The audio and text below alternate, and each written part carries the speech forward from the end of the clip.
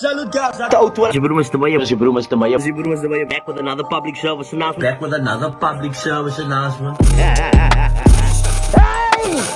Gents, I hope you guys are feeling good this morning. Salut guys, Mr. Meyer, back with another episode of the PSA podcast. I go by the name of Mr. Meyer, V-Script in the building. How you doing, my man? Man, what's down? Believe that. Listen, you must now our first international, I'm going to say our first international guest here over the show, man. So we obviously have to just a small little bit, just a little bit, where you from, where you grew up, just a little bit of the backstory. Okay, so I'm from New Orleans, Louisiana. Yeah. You know what I'm saying? A 504. Born and raised for sure. Man, it's just it's a super cultural city, man. Yeah. Culture city, home of Cash Money, No Limit Records. You know what I'm saying? So much history, jazz music, New Orleans bounce music, you hear me? So it's just so much stuff, man. So much history. That's class. Listen, we're from Cape Town, so we've seen this stuff. I mean, I don't think many artists, maybe international artists, let's say from American artists, have all been in Cape Town as like actually experiencing the culture. But now you've been here, and I see you like you've literally been in different spots and you've been working with a lot of people, so you've immersed yourself. Like just for me, judging on some of those posts, like what's good, what's popping around here. Oh, yeah. If you, how was that for you coming here and experiencing Cape Town? So I'm gonna tell you, Cape Town to me is special. Yeah. Right. So it took me back. My first time coming here was March 2022. 2022. Okay. So I've been here 4 times since then. Obviously. Yeah. Okay. So my first experience here, it reminded me a lot of home. Okay. Like the culture, just like that's how New Orleans is. Like we have a lot of culture. It's the people is always inviting. It's love. It's so just like you guys have Amapiano, we have bounce music. So we have our own thing that we do. Like different subgenres within the city that people are kind of like all jumping onto. And I mean obviously, and now I like this because I honestly believe I come from the greatest city in the world. That's just me, but everyone maybe feel the same. I love my city just because of how it looks, the vibes, the people. Yeah. There's so many places you can go to. What have you enjoyed since you've been here? Man, I enjoy just the weather. The weather. Yes. The weather is always shiny, bright. But this is a crazy city though. Monday you get rain. Yeah. And the next day it's a summer's day. Yeah. And then it's autumn. We get all 4 seasons in one day. Yeah, I felt the wind the other day. Okay. Where you guys staying while you're here? We in the CBD area. Okay. You know what I'm saying? So but man, just everything about this place, from the food to the people, going out experiencing the nightlife, just seeing how people move and just the energy. Yeah. The energy is contagious. I love it. I hope they didn't take you to eat bougie food. What have you chowed since you've been down here? Like, what's some of the food that you tasted down here? Oh man, so you know what I'm waiting on? I'm waiting on a Gatsby. We're doing that today. I need a Gatsby. We're doing that today. I need it. You know what? I am. I'm somewhat, they say, one of the ambassadors for Cape Town, a connoisseur of Cape Town culture. Yes. So I think I'm going to take you for the Gatsby right after this. But I'm going to take you to two of the best places there. Yes. We're doing it. Let's just say if we come to your city, right? What's some of the favorite foods or like the foods that people should definitely go check out? You come to my city, man, you got to get that gumbo. Gumbo, yes. You know what I'm saying? You got to get that egg touffee. We got to go sit down and peel some crawfish, you heard me? Yeah. You know what I'm saying? Yep. We going to go get a daiquiri. We got drive-through daiquiris. Okay, dope. Like, you know what I'm saying? Yes. You drive through, you get your daiquiri, put 2 shots of whatever in there. You know what I'm saying?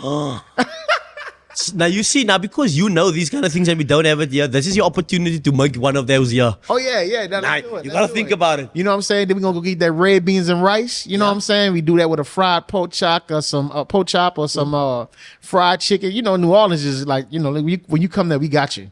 Okay, now I gotta go. I know it's very, and also is it? If you tell from, let's say, movies and early culture, is it also a lot of family orientated? Like families are really tight together, cookouts and that kind of things. I mean, and especially because it's in the South. So like, in the States, like the South is considered Southern hospitality. Yes. So you go anywhere in the South, and especially like in New Orleans, you see anybody, like you just walking up the street, people are gonna speak to you. They're gonna want to feed you. Yeah. They're gonna invite you. Got that macaroni and collard greens. Yeah. So that's the vibe. But now for you, I mean, for someone that hasn't been here, but obviously lots of people who do watch this also, they haven't been to your side of this, and people from your side haven't been here. What would be some of your messages like, or let's say, not so your messages, more like your assumptions of what the place was like before you got here versus when you actually got here? Well, in the States too, I would say this, like when you watch, it was very different. Like, it was amazing. So I would say this, like growing up watching TV, you know, they don't show the beautiful parts of Africa. Yes. So most people from the States, when they show Africa on TV, they showing the jungle, they showing this. We haven't even seen the damn exactly. So but in the States, when they showing Europe and they showing, you know, London, they showing the most beautiful parts of these places to get tourists to come. So this was even like when I'm posted on my Instagram, my friends hit me up, wait, where you at? Yeah. I'd say I'm in which city you in? Yeah. I'm in Africa. It was like, no, you're not. But it's just the perception of what they show on TV that makes them believe it's a certain way. But like I tell all my friends, you have to come to experience the mother city.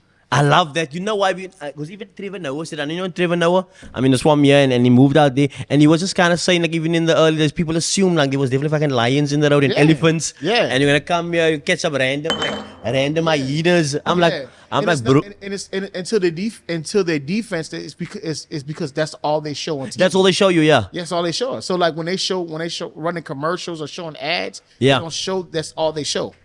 So that's why people think that. And also, I mean, lots of when they show you like this is Africa, this is South Africa. What people also don't know is, I mean, I'm South African. I'll tell you what, you get South Africa as the country, right? You do not understand. People in Cape Town believe that they're like a whole world on their own. Yeah, like they don't even feel like they're part of South. Like when you someone say we from Africa, we're like, no man, we're from Cape Town. But it's in Africa. That's why I resonated with it so much, because that's how New Orleans is. It's like that as well. In the States, it's like, it's the United States, it is New Orleans. Yes. New Orleans is its own island. It's its own island. There's nothing to do with whatever you got going on.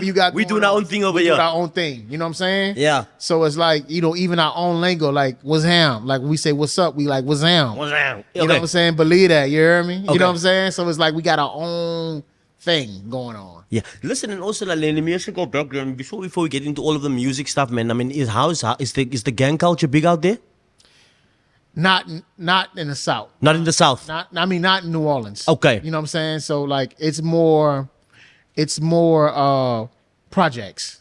Okay. Like, where you from? I'm from the 7th Wall. If you from the 9th Wall, if you from, you know, Holly Grove, the 17th, if you from Magnolia. So they don't really, it's not gangs, it's really, they claim projects. Okay, so like this is where we're from, and like we're representing this part of Hollywood, and that's what we do. Gang stuff, when you think of gangs, it's more like, you know, LA, yes, New York, you know what I'm saying, Chicago. No, I asked this question because you got people from Cape Town. Obviously, in Cape Town, there's also a big gang culture as well, but maybe you don't see it depending on where you at, right? Where you at in the city. But it's not like, I don't know, like ruthless or out there in the streets all the time kind of thing. But now, if anyone comes here from Cape Town, like, oh, so you're from America, you're from the States, or you're blood, you're crip, you know what? They're like, like, because that obviously, again, that's also what we also been fed on the other side. Like, I mean, Lil Wayne was from New Orleans, and I mean, he's a blood. And we were like, okay, so what's going on? You know what I mean? Well, we didn't have that in New Orleans. You know what I'm saying? Growing up, so it was like in New Orleans, it was more like sets. Like that's why you hear, you know, Cash Money when they put the Magnolia Project on the map. You know what I'm saying? You know, you hear Master P from No Limit Records always talk about the Calio. So, you know. Was P from New Orleans? Huh? Master P? Yeah, Master P from New Orleans. Isn't he like one of like the richest right now? Yeah. That's what they say, right? Yeah. He is. Yeah. He was the first, that was like the first big rap label to like break nationwide in the city. And he hasn't even, like, I mean, you don't actually hear much of him, but I know he's a mogul. Yeah, he's a mogul. Yeah. He's a mogul. He's making big money now. Yeah. So what's some of the biggest artists that came out of New Orleans? I mean, your top 5 then. My top 5, I mean, number 1, Lil Wayne. Lil Wayne, Weezy F Baby, please say the baby, believe that. You know what I'm saying? Wayne, Juvie, rest in peace, Soulja Slim. Soulja Slim, okay. Soulja Slim is like, let me tell you, Soulja Slim to New Orleans is like the Tupac of New Orleans. Okay. Like he was like, you know, he's one of the ones. He passed away, but he was one of the ones. You know, BG, Juvie, and Mystical. Okay, Mystical too. Yeah. So I mean, these are all the peeps that came out there. And now for you, I mean, what's your age right now? My age, I'm 36. You're 36. I mean, when that was happening, I mean, let's say I'm gonna go early 90s. Let's say it was like Tupac, Biggie. That's obviously one where you guys were from, but I mean, there was a big music wave at the time as well. On what side were you standing? Like in terms of who you fucked with? So just from an outside perspective, not from a music perspective right now. So before I started, so I say this, like, I would say this when I was younger. Yes. Because I had older cousins. So that was like more. So Tupac was my older cousin's generation. Okay. So I was right underneath them. So I gravitated towards Tupac because of my cousins. Yes. But as I became as I got older and I started listening to bars, I started listening to music different, I became more of a Biggie fan. A Biggie fan. Yeah. And I mean, was that a thing like it was over here as well? Because I know even for us, remember we all the way in Cape Town. Yeah. Can you imagine this is Cape Town. Yeah. And this is maybe whether it's gonna be late 90s or early 2000s. People like, yeah. So what is it? West side or East side? You know? Yeah. Fuck it. Was it Bad Boy? Or is it what were they called now? Outlaws, Tupac and Outlaws. Which side were you on? You know what I mean? And people, that was a long thing, and people had debated that for years. Yeah. So it was the best. And I mean, you could actually go into any room right now today and ask people that. So you fuck with more. Yeah, because I would say out of the two, like Big is the better MC. Yes, he's the better MC. Look, we're gonna agree to disagree. Because I'm a bona fide Tupac fan. Oh yeah, no. I feel like Pac always had a mess. I feel like so. I think I was political. That's why I like it. Pac always had a message, but if we talking like bar skill set, like just words. Yes. And catch like Biggie, he was the guy for that. The more outrageous shit. But you know, I even had this conversation with lots of my friends because we also grew up rapping like in the early days because we were so influenced by Western culture. This is South Africa. South Africa is, I mean, Cape Town in itself.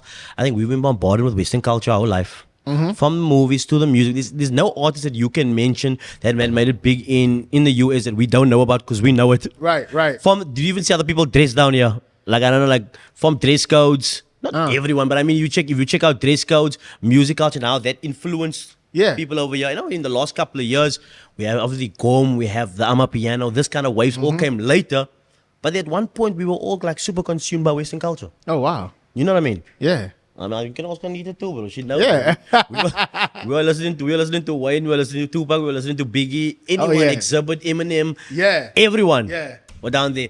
But now, okay, on that note, I mean, so you kind of got into the music. How? So believe it or not, bro, I used to like before I did music, I started off dancing first. I know I read it, but I wanted you to us to chat about this. Yeah. So me and my brother, we used to go around and win all the talent shows. Was that Fire and Ice, right? Yeah, Fire and Ice. Yeah. We used to go around and win all the talent shows.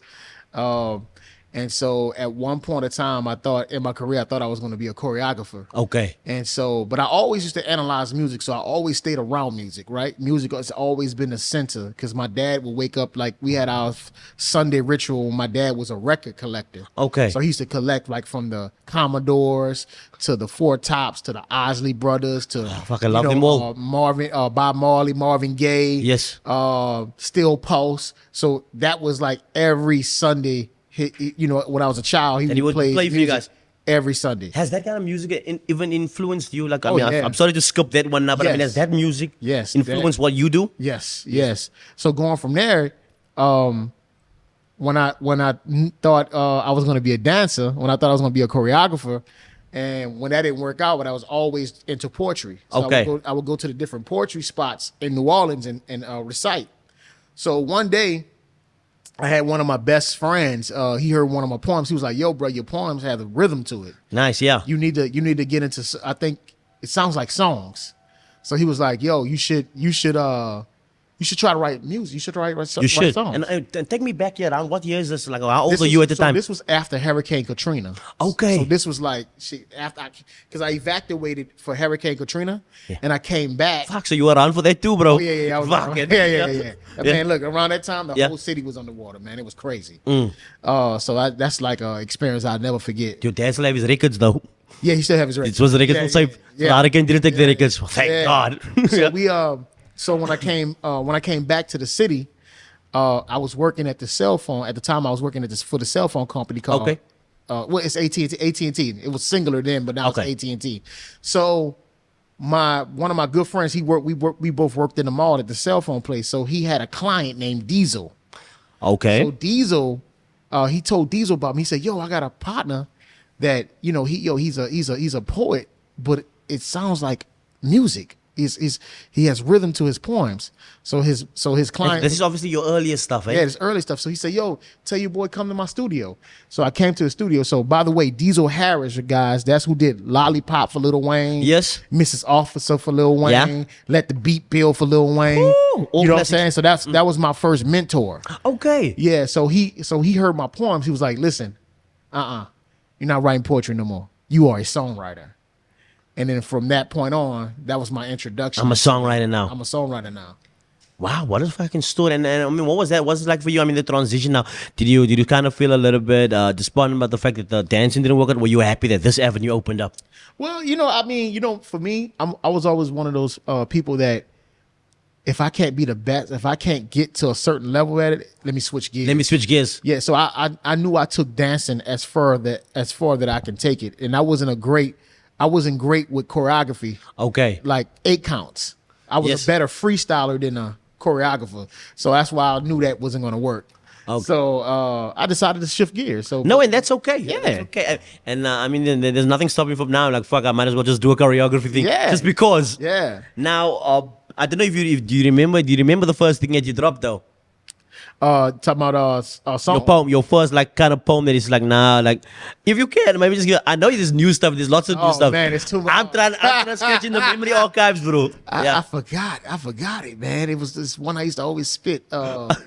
Anything from the old days. It's man, I don't remember, man. I ain't gonna lie to you. Or you be like, man, I can't say that shit. Yeah, man. Yeah. So now, I mean, okay. So now we fast forward years ahead. I mean, I've seen 5 times Grammy nominated. Is that so? Are these the artists you've worked with? Chris Brown, Justin Bieber, Danny Lee, Ty Dolla, Moneybagg Yo. Yeah. So I mean, just tell us about that, man. How did that all come into fruition? So I tell you that. So let me go a little bit before that. Okay. So when after I met Diesel. Then my mom's sister, she has a son named Rance Davis. Yes. So Rance is here. No, I know that. Just right here. So Rance, I need to check him out. So when you might do his episode after this. You never know. Yeah. So when I decided to take songwriting serious, okay, he was my cousin that can sing. Okay. So I was like, I went to him, look, you sing, all right, you're gonna sing all my songs. Let's do this thing together. Let's do this thing together. Okay. And so we started like 3 years, and then like 3 years after we started, he became the #1 R&B artist in New Orleans. So he was the first R&B artist in the city to break, and he was actually the first artist that I developed. Okay. And so from there on, after he broke, and we saw all the that's around what 2010 to 2011, 2012, that time span, we hit billboards, and at that time it was like it was. And was that just in your city or was it all around? No, that was independent. We landed on Hot 100 independent around that time, and that wasn't popular to do at that time. Yes, and especially with R&B. And so he became one of the first artists to break within the city, like have full power rotation on the radio, sold out shows. So that was things that was unheard of around that time. And then what happened is we decided to, after 3 years of doing that, we decided to move to a bigger market because the only thing about New Orleans is a small market. So did you move from did you move from the city itself for some time? Yeah, we moved so I moved from the city. So we decided to move to a bigger market because around that time, this was before social media. Yes. So it wasn't, so now it don't matter where you at, where you could be anywhere in the world, yeah. You could go viral, you can go digital, so now, but around that time, it was about being the spaces where it was popping, yeah. So if you in a smaller city and you an artist, but you got another artist in a bigger city with a bigger market, then the label is going to go more towards that one. I got you. It's in a bigger city. So what happened? We had to move. We moved to Atlanta. So 2012, that's when we went. I relocated to Atlanta. So when 2012 hit, I transferred with my job, and at the time now I was with another company called T-Mobile, so I transferred with my job. So I mean, while you were still working all the time, and you were still doing the whole music thing. Yeah. Okay, dope. Yeah, I was still working. Yeah, I was still working because we was building. We wasn't there yet. No, I just wanted to make mention of that because some people out here, they just want to just like fuck. We just get into the music. Nah, man. You gotta get the hustle up, yeah. You chasing both. So what happened was, here's was the turning point for me. Okay, right. So I get to Atlanta, right? I'm at my job. I'm at T-Mobile. I'm helping this lady. This lady came in with a broken phone, and so she was like, "Yo, I need help." And so, cool, I got you. She said, so she heard my accent, so she was like, "Where you from? You're not from Atlanta. Where you from?" I said, "I'm from New Orleans." Yeah. She said, "What brings you here?" I said, "Music." So she was like, "Wait, so what you do in music?" And I said, "I'm a songwriter, producer." Yeah. She was like, "Oh, for real?" She was like, and this was like super random. Yeah, super like random. And, yeah. and keep in mind, I didn't know who I was talking to. I didn't know who she was. Okay. So she was like, "Yo, so I helped her. We sitting here, we talking, yada yada yada. She was like, "Yo, send me before she left, she was like, send me some of your music." Cool. I sent her the song, and here's what happened. Like 20 minutes later, she texts me. She calls me. She said, "Hey, I'm with my cousin right now. Okay. She want to record one of your songs." Okay. And I said, "Okay, who your cousin?" Tamar Braxton. What? That's how that was my first placement. That's fucking insane, I got my first placement being at work. But that, you know what, and the fact, I'm just gonna digress for a quick second here. And I was telling lots of people, it's exactly that. Sometimes you don't want to do certain jobs, right? Or you don't want to be in certain spots. But those are kind of like the access doors. Yeah. Too, because like maybe, I don't know, let's say whether you believe in God or whatever, Yeah. or the manifestation of dreams, you're supposed to be there. Yes. For that to have happened. And let me tell you this too. I'm very intentional, Yes. guys. So I tell you this, like, I even pick telephone communications because guess what? Everybody needs a phone. Yes. Whether you're a music exec, Everyone needs a phone, yeah. a director, producer, everybody needs their phone. So that was one of the main reasons why I picked that field, because I knew I was doing this and that. Okay, so there was a method to it all. But I mean, so what was that like? I mean, so did you end up doing the track and all the stuff? Yeah, that was my first placement. It made her album. Yes. And then from that point on, that's when it was like, okay, you made it on the back, you made it to the NBA.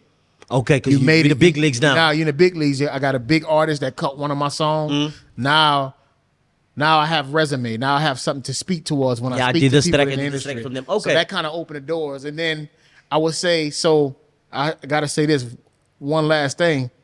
I would even so before that happened. So in the midst of that happened. So that happened with the Tamar Braxton.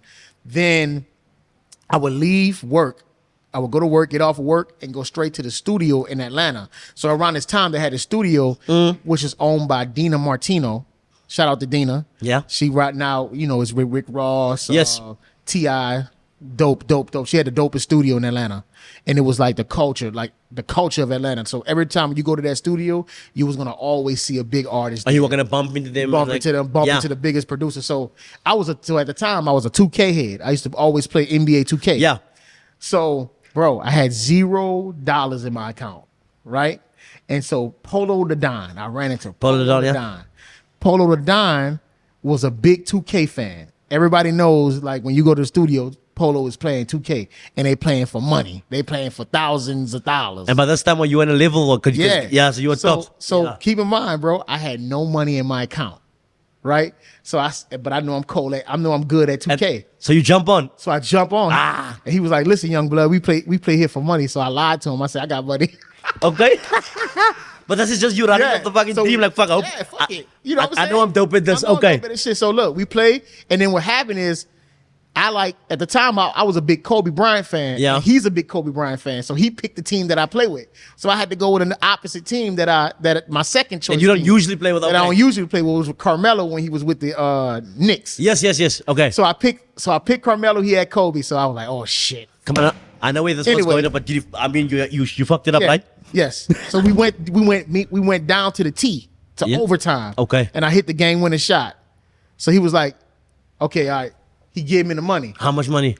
It was $2,000, and I gave it back to him. I said, no, give me studio time and listen to my music.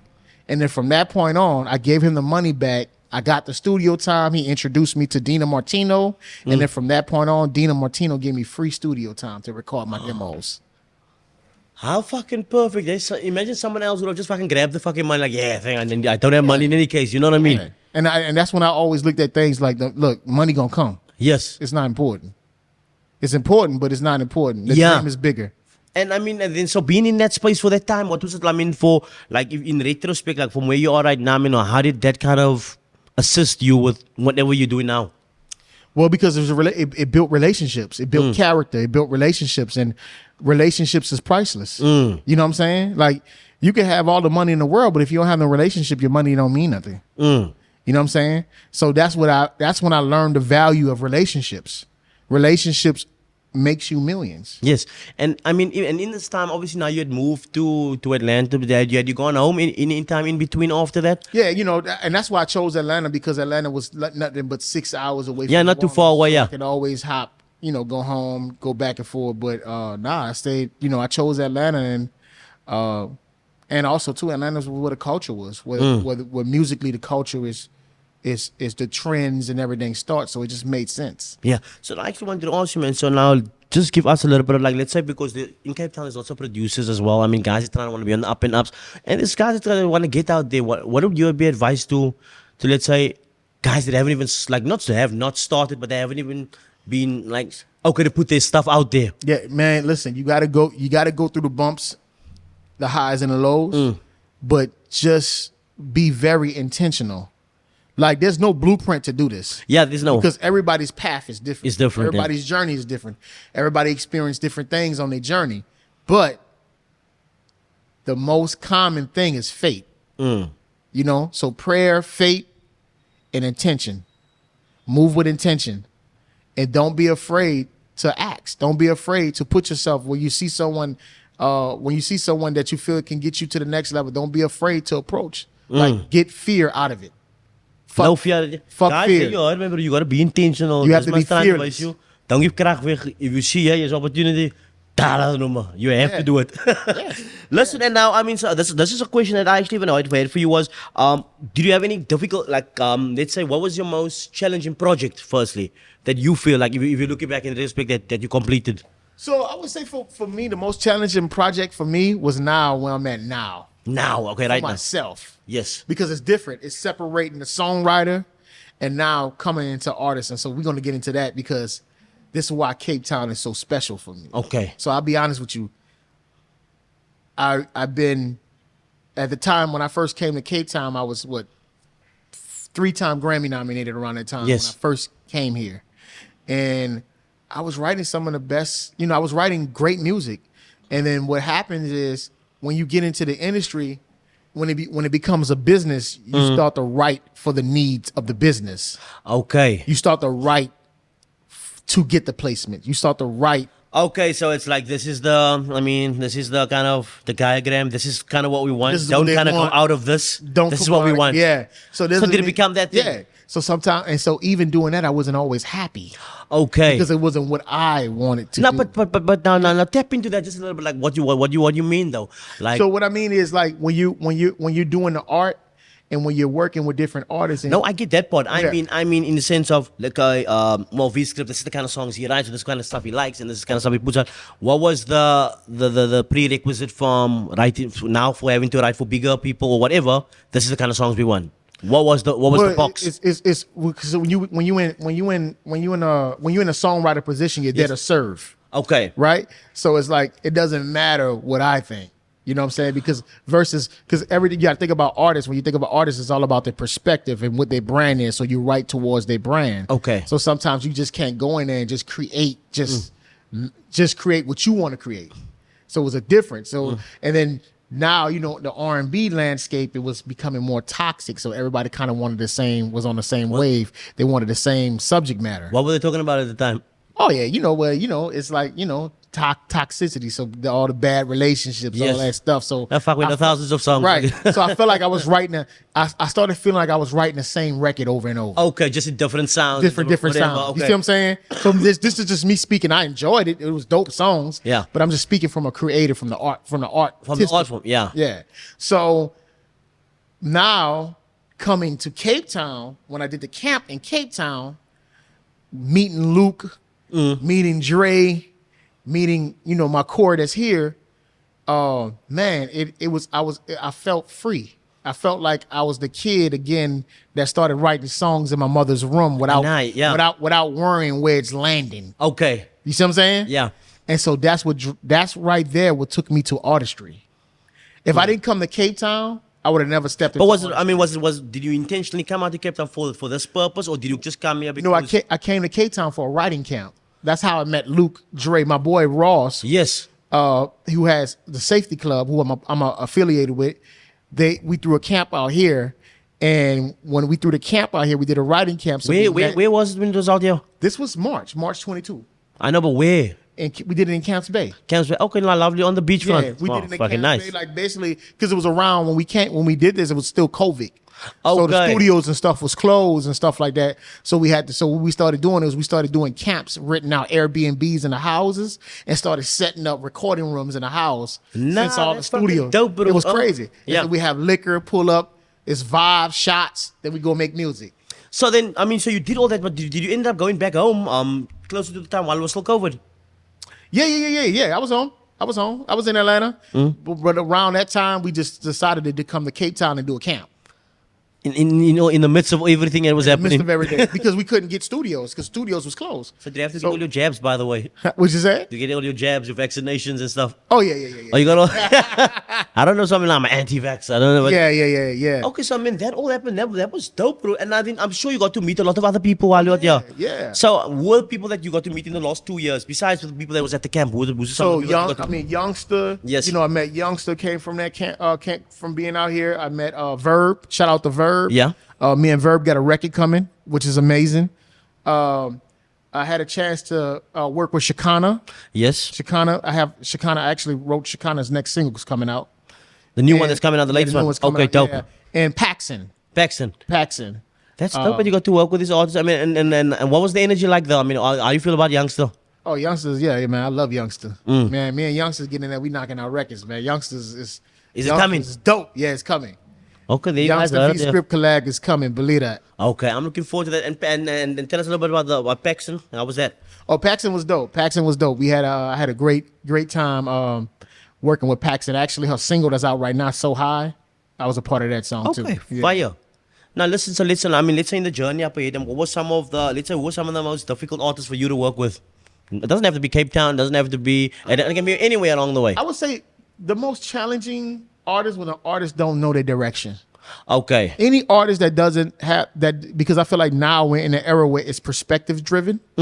Like, because now, you know, everybody have access to music. So how you tell these artists apart is based off of their branding. Okay. Based what off kind of of thing they push, what who they talk, are. and what they talk about. Yes. So when an artist come in a room that doesn't knows that, that's hard because we're not in an era where we could just throw hot songs on you. A hot song don't make you no more. Yeah, you got to be And like the the whole worst package thing, now. yeah, let me tell you this: the worst thing for an artist is to break because of a song. Yeah. Because you could become a one-hit wonder or something. Yeah, because like when one you fucking fire song and then you're gone. So but that's why when you look at people like Summer Walker, Yeah. you look at Kalani, it's all perspective driven. So the pressure, you like their songs because you love them. Yes. You know what I'm saying? You don't want no one to love the song And not first. Okay. You see what I'm saying? Yeah, things have changed now because Things have obviously- changed. Because now, I mean, you got everyone's bios online, you got Yeah. everyone's life stories, Everybody likes documentaries. stories. See, back So, then, it didn't matter because we only had one way to consume music, which was radio. Yes. And so whatever the radio beat in our head, that's what we listen to. Now we have choices. Okay. So when I'm in the car with my niece and nephew, and they hear a song, you know what they do the first time they hear a song? What is it? When they hear a song, Shazam it, what? they Shazam it. Okay. It's dope. Then they go to social media to see if what it is. to see if the aesthetics match what they heard. Yes. If the aesthetics and the storyline doesn't match that person's personal life, they're on to the next artist. That's funny you say that. You know, I've done that a few times myself as well, and I find myself sometimes like I listen to fuck, it's a fucking dope song. Yeah. And I'm like, go check the person. I'm like, nah, but Yeah. this doesn't seem like So I get that. Yeah, and that's why you have even more like, even the talent level. Like now you see more people, the artists that understand that are the artists that win. And they don't have to be the most talented. If they understand that, they win. Okay. Because that's because we have too much access. It's too much. I feel like it was like Yeah. you like we bombarded, like we can listen to it anyway. So people now, they gotta want to wear what you wear. They gotta want to talk like you. They gotta feel like they relate to you. They gotta feel like Influence your whole fucking life somehow. Yeah. You know? And I say this, like, we're also in an era where imperfection is perfect. Anything that's too perfect doesn't work. Yeah, that's not. Yeah, I got you. Listen, now we're gonna take a break. Give them the music. There was another music section. Yeah. So I want to know a little bit. I mean, parties in the US versus parties in Cape Town. Some of the differences. So I tell you, like, Okay, wait. a big difference. Let me say this one. Big difference. Have you seen any hot beaches in Cape Town? yeah, You seen hot beaches in Cape Town? yeah. Pretty women in Cape So Town. Yeah. Yeah. Okay. Now, so now, let's okay. Now tell me those differences. So the differences is like in the States, we stand. Okay. Like now we in this era where also the music is so vibey to where no one's dancing. Now. Now they're just walking around with shades on and they standing on the couch. So when I come here, it's refreshing because the whole club is moving. It's dancing, yeah. It's dancing. Yeah. That's amazing. But also, did you see, because of social media, I feel like lots of people are also like super anti-social these days. Yeah. I don't know, but it's because I guess I understand that this is probably people's office these days. Yeah. So you're in a room like all the old friends, not Yeah. all the time, but it's like, yeah, anyway, so what are you saying? Yeah. Yeah, exactly. How's the song? Fucking song's fire, yeah. Yeah. You know what I mean? But it's also the frequency too. Yes. I feel like I'm a piano, Afrobeat. It's like love vibrations. What's It your favorite moves. piano track that you like? I mean, like, Oh, off the man. top. I know you could name for days. I'm just thinking one right now on the top of your head. I have different ones. So I went to drama. Yes. When I saw ICU, Yes. is that by? Is Maporisa? Oh man, Is crazy. Maporisa? Yes. Yeah. Mike Tyler, I think that's Yes. that's it? Yeah. Oh man, that when I see the move to that's crazy. That's Okay. crazy. Fight. Yeah, that's crazy. And so now for you listening to some of the sounds, do you think it's obviously going to influence another sound from you too? Yeah. So going back to that, man. Yes. So, So we're just gonna touch in there. yeah. I was gonna come back to the music. We're going full circle. We're going full circle. So going back, when my first trip to Cape Town, from doing the camp, when I went home, I didn't take no more sessions. Okay. When I got home, I was like, okay, I'm focused. So I started my project, and I'm a piano and Afrobeat. Yeah, it's the Afro bounce, right? Yeah. So Okay. when I started it, I was like, okay, something's missing. I have to put myself into this, right? So it was my first time going home for Christmas in a while, 2022. Yeah. So I went home for Christmas, and that's when I thought of the idea of merging New Orleans bounce with Afrobeat. Mm-hmm. And the BPMs are the same. So they all live around that 100, 105, 107 BPM, and they're very similar. So they could kind of you could like kind of mix them together. I can mix them together. Yeah. And the same thing with I'm a piano. I can mix it together. So that's when we decided to do it. We decided to merge the music, merge the culture. And what's the I'm gonna say the feedback of The feedback's been incredible. Like I put my first record out. I put the first record out, which is called No Cares.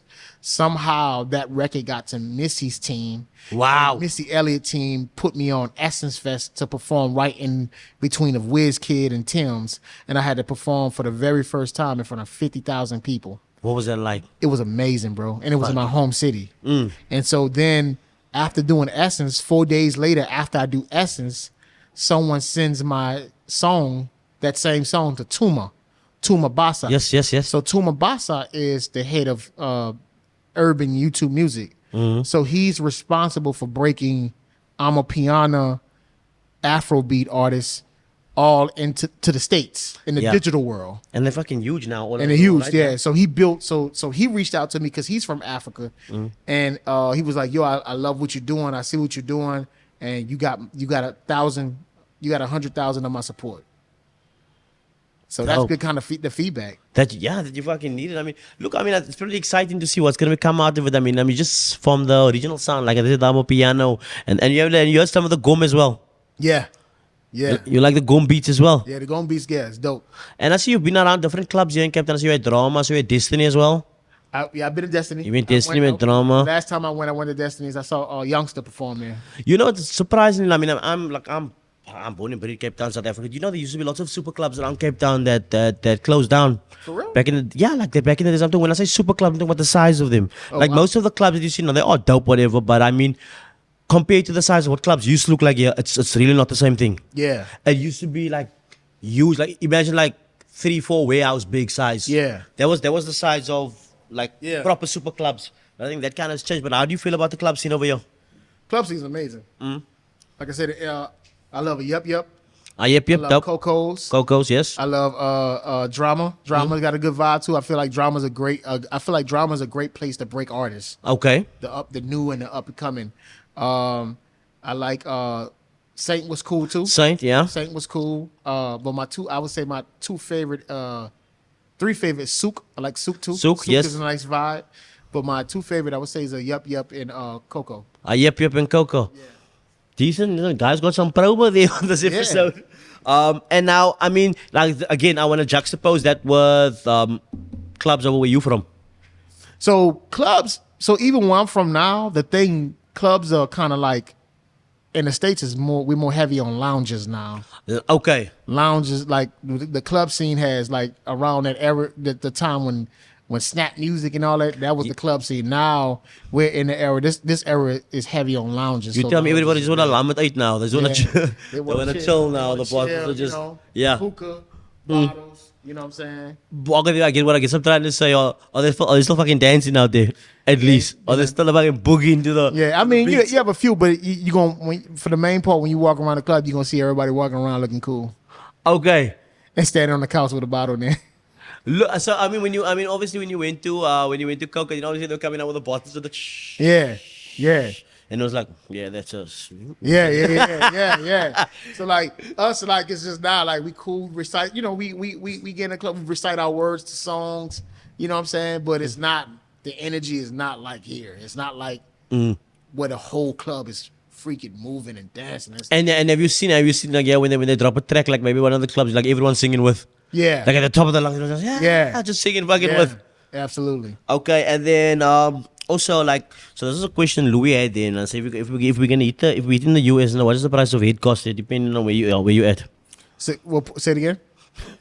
What'd you say? If you enter the, It was like you had to ask this fucking question. Okay. What? How much? Okay, how much are you paying a hooker for head in the US? A hookah? Yeah, no, not a hookah. I'm not talking about an oka. I'm not talking about.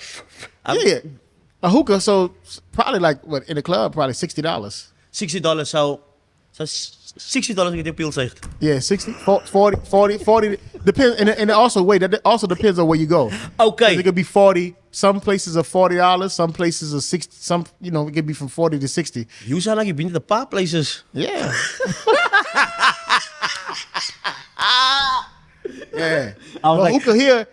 I mean, what? $18. $18. Listen here, but what? So $60 would be about how much? How much US? Somebody said that 60 times 8. How much would that be? That'd probably be what? 500 rands. $500. Something like that. So now using let's say, I mean, obviously your American currency is obviously now stronger, right? So when you come over here, are things cheaper for you? Yeah. Like obviously I know on that sense cheaper, but I mean for the worth of things you get, is the price still good? Yeah, price is great. Yo, now you know we going up there, bro. Our money's cack, me, bro. Yeah. Like, yo, people's working here for a whole I get it. People working here for a whole year. You to States, you know, buy something like that's gonna cost you about $200. $200. Okay, Yeah, and so what that mean is are there still strip clubs and things like that? Are still a thing? Strip club in Atlanta. Yes. Like strip club is embedded in Atlanta culture. Like that's why I asked those kind of clubs, too. Because strip clubs like Atlanta, it's so cultural. Couples go to strip, like the best food is in a strip club in Atlanta. Okay. Like it's part of the thing. It's their ritual. Just go, just have a child then. Have a good time. The funny thing is that we have, I mean, the strip joint that we have here by us, I mean, it's also a place where they actually has good food. People also just go for the food sometimes. Yeah. Or some people are lying as well. But nah, I'm just here for the food. But yeah, Atlanta, it's like it's part of it. Like it's embedded in their culture. You been to any while you here? Yeah, I've been to one. Where did they take you to? It was cool. Where did they take you to? I mean, They took me to Mavericks. Knew they took you to Maps. Like, it's like no fucking brain. No, they took you to. Was there any nice ladies there? Yeah, it had nice ladies. It's more. It remind me.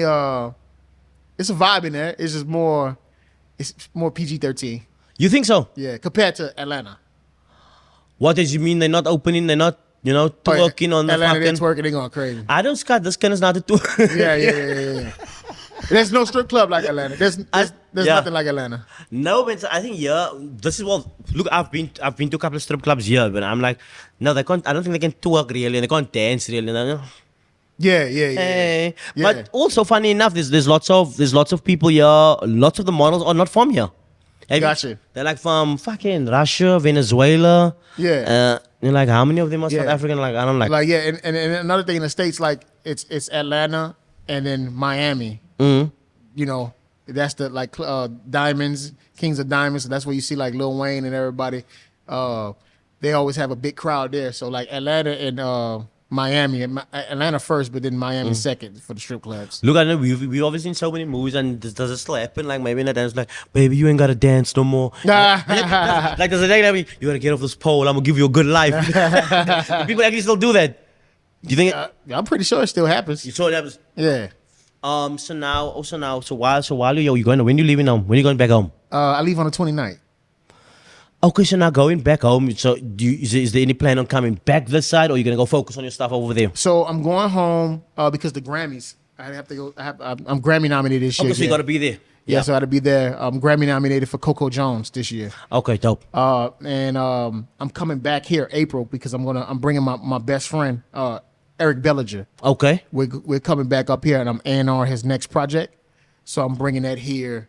We're gonna do the whole project here in Cape Town and document it and everything. Yeah, I was about to say that you better take some footage here and show them. And besides the yeah, we doing photos, all that. you gotta show them what it looks like down We're here. gonna show him. Yeah, we're gonna show. But listen now, but since we now like technically after the show, we was now friends. So if I ever come to New Orleans or to Atlanta, I'm sticking it there by you, know. come by me. I'm like, yo, bro, you outside. you need to show me around here. I gotta get that gumbo. I gotta go to the strip club. Yes. Come on, man. I gotta Come go. on, you heard me? And you, I mean, you turn up yourself, drink, smoke. You drink, smoke. I drink. Mm-hmm. I'm okay. I'm an occasional drinker. Occasional drinker. What you are? You a whiskey drinker, cognac Oh, yeah, drinker? I like brown, baby, brown. Give me that On that brown liquor. Yeah. So cognac and brandies and things. That's good for you. Yeah. I actually saw one of your posts. You had the Clippies and Coke. Yeah.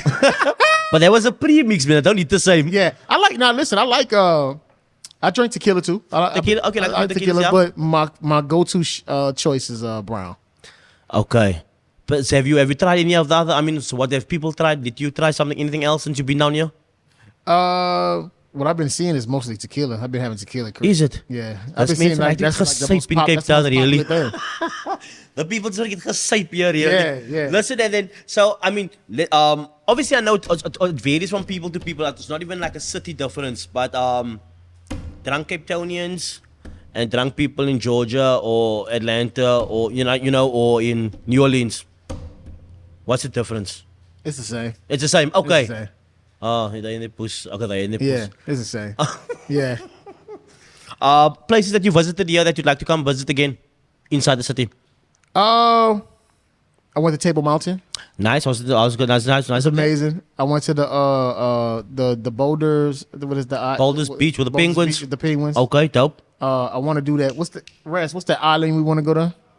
Robben I Island. want to go there. You know you still Robben Island, right? Nelson Mandela, right? Yes. Yeah. You know anything about Nelson?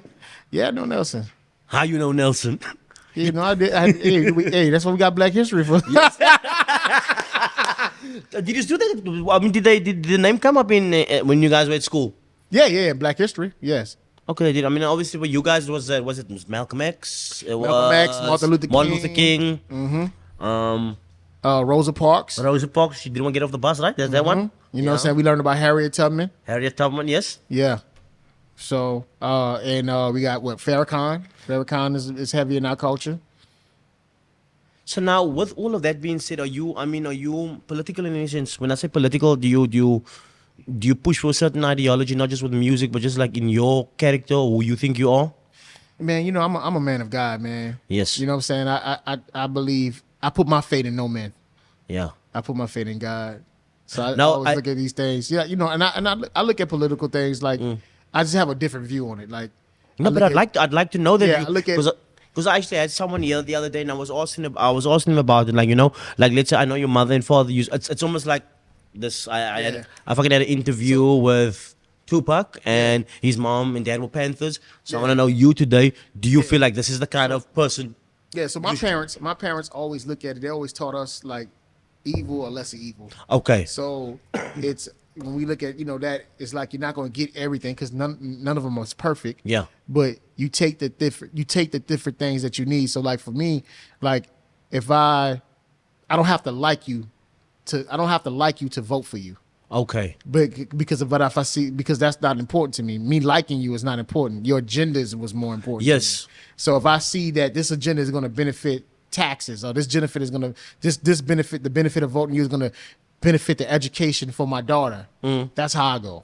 Okay. That's my view on things. So then, are you telling us who would you vote for though?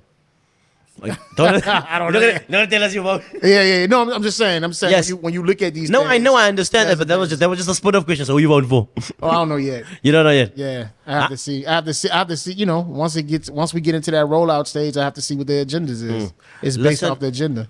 I don't know if you've checked out what's the name just fucking went viral not too long ago. Cat Williams on the podcast with Shay Shay. Yeah. It was dope. That was a dope interview. In terms of some of the stuff that he said on there, I mean, just like for someone that has obviously been around industry people and stuff, like, is there any truth in that? Like, I'm like, you don't like know everything. I'm just asking you from your opinion. Do you think there's some truth in some of that stuff? I could believe there's some truth to it. You know, but that's why, you know, it's all about who you are. You know, we see these people on TV and stuff like that, so it's just like, you know, they're still human. Yes. You know what I'm saying? So like, they're celebrities, but they're human. Yes. So, you know, I could believe like some of the stuff that Cat was saying is true. Look, we're from Cape Town, South Africa. I told you we've been bombarded with Western culture. I think my question for you, for the people for Cape Town, is the Illuminati real? I don't know.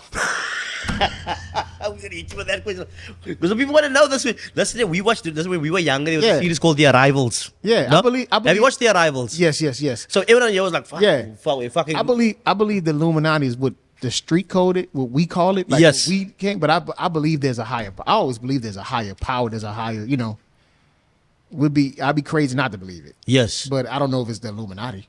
No, I know, but you know what? I think with how people are bombarded with things, even that whole concept. I told someone this one day.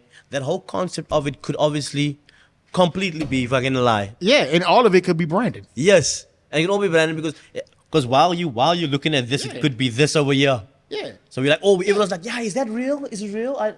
Yeah. Are they watching us? Or is like, gotta what the believe fuck's exactly happening? You know what I mean? And just strategically speaking, we got to know that there's powers that be that runs the world, right? So whatever that is, whatever that thing is, I don't know. I don't know what it is, but I think that's as old as time, though. You know what I mean? Because in order for there to be order of any sort, someone has to be saying. You need regulation. Yeah. You need that. You know what I'm saying? Think about it. Even when you think about, you know, religion is balance. Yes. If you take religion out the equation, man, it'd probably be a shit show on earth. Bro, I'm telling you, the know, people is fucking killing each other in the streets. So I don't know, just doing wild stuff. I feel like everything, you know, I feel like the common ingredients to anything is balance. Yeah. Listen, also something also now again completely off topic here. I think I read something a while ago that New Orleans was the murder capital. It was of the U.S. was right. I think Detroit is not. Was it wild out there? It was wild. It was wild. Before, remember, you said there wasn't not so much gangs, but more people representing certain projects in certain streets. Yeah, it was wards. Different wards would fight. It was big. It was big. That was big in New Orleans. That was big at one point in time. So people just like fucking dying everywhere, bro. Yeah, that's hectic, bro. Yeah. Cape Town? I think Cape Town. I think the murder capital was like Nyanga. Yeah, that was like, I think that was the murder capital of Cape Town. But I mean, so they weren't all gang related. No. I was talking about in New Orleans. Yes. New Orleans. No. I mean, it's ward related. Like I guess when you kind of look at it, it's still gangs, but not Crips blood. But it's like sets. Yeah. It's sets. Like this, my project. This is the Calio. This is up. You know, whatever. Yeah. But it wasn't. If you kind of technically think about it, it is kind of gangs because you're claiming a space. Okay. But it wasn't blood, Crips, none of that. Okay. Artists that you'd still like to work with. Oh man, I like artists that I love working with new artists. So it doesn't really matter. It doesn't really matter. Because every artist is a different experience. You know? So now then which one for you, obviously again I know it's always different, but from those guys that you have worked with, what has probably been some of your favorite? Like it's not about picking who's better, and I would probably say Eric Bellinger. Because we have a personal relationship. We have a you know, that's like my brother. So I would say working on his project always been special to me because I'm hands on versus the other projects you know it's take a song, you know what I'm saying? Okay. And I want to shout out Rodney Darkchild Jerkins. That's my brother. Okay. So the legend, that's my big bro. That's another guy that's been a big influence into my career, open the doors for me. So shout out to him. He's one of the greatest producers, one of the best to ever do it. You know what I'm saying? And that's my big brother, Rodney Darkchild Jerkins. Shout out Darkchild one time. Listen, and now tell us, is there anything interesting about or interesting things that happen in your city that maybe South Africans just don't know about?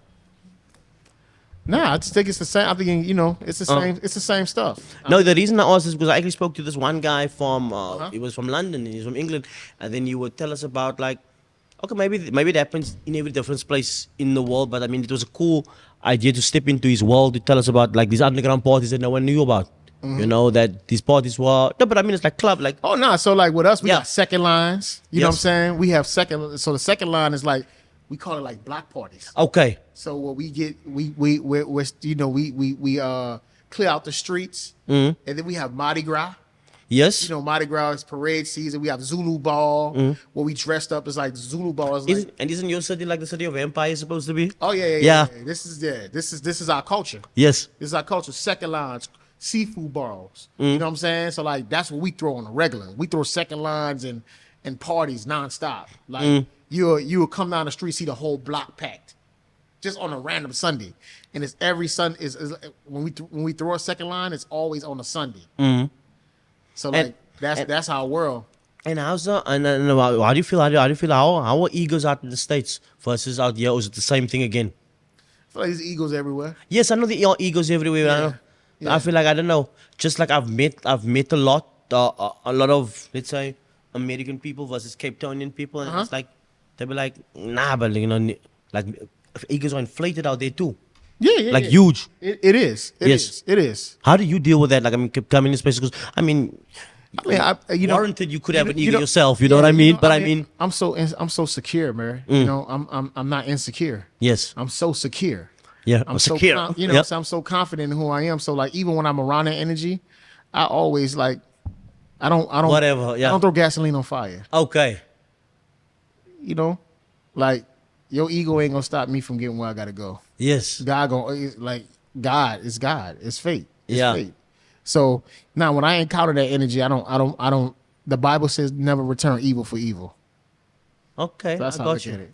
Now I'm thinking, how would I feel in being in that kind of spaces, and how would I feel about that? I'm like, okay, cool. That's cool. If that's how you gonna be, that's how you gonna be. Yeah, I'm only listen. I'm not gonna turn up. I'm only turn up when I have to. Okay. So those things doesn't bother me. I'm very mild tempered, bro. When you see people with an ego, they just got an ego. Okay, you can be loud. You're gonna look stupid at the end of the day.